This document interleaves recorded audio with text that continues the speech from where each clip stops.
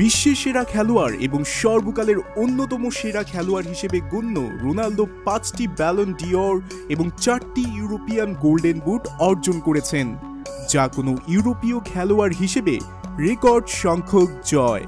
আন্তর্জাতিক ম্যাচে সবচেয়ে বেশি 132 ম্যাচ জয় রোনালদোর, পেছনে ফেলেছেন স্পেনের সার্জিও রামোসকে। এছাড়া আন্তর্জাতিক গোল সংখ্যা বেড়ে হলো 135টি।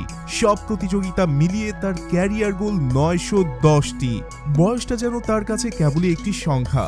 যে বয়সে অনেকেই বুটজোড়া তুলে রেখে ধুলোর আস্তরণ ফেলে দেয়, ঠিক তখন আকর্ষণীয় সব গোল করে তাক লাগিয়ে চলেছেন তিনি।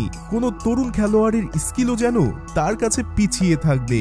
পোল্যান্ডের বিপক্ষে শুক্রবার রাতে 2টি গোল করেছেন ক্রিশ্চিয়ানো রোনালদো, একটি পেনাল্টি থেকে, অন্যটি অসাধারণ বাইসাইকেল কিকে। অমন বাইসাইকেল কিকে গোলের পর কে বলবে মাস দুয়েক পরেই 40 বছর পূর্ণ হতে যাচ্ছে ক্রিশ্চিয়ানো রোনালদোর। তবে তার কাছে যে বয়স একটা শুধুমাত্র সংখ্যা, এটা আগেও বলেন।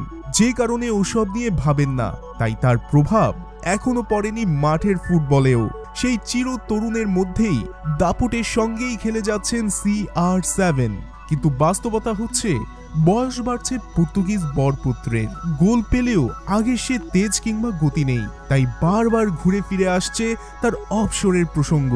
কিন্তু নেশনস লিগের ম্যাচে এমন পারফরমেন্সের পর অবসরের জল্পনা উড়িয়ে দিয়েছেন 39 বছরের পর্তুগিজ তারকা।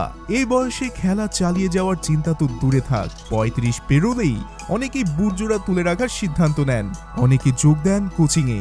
ম্যাচের পর রোনালদো বলেছেন, এখন আমি শুধু উপভোগ করতে চাই। অবসরের পরিকল্পনা যদি বলেন, সেটা একদিন আসবেই, হয়তো আরো 1-2 বছর পরে।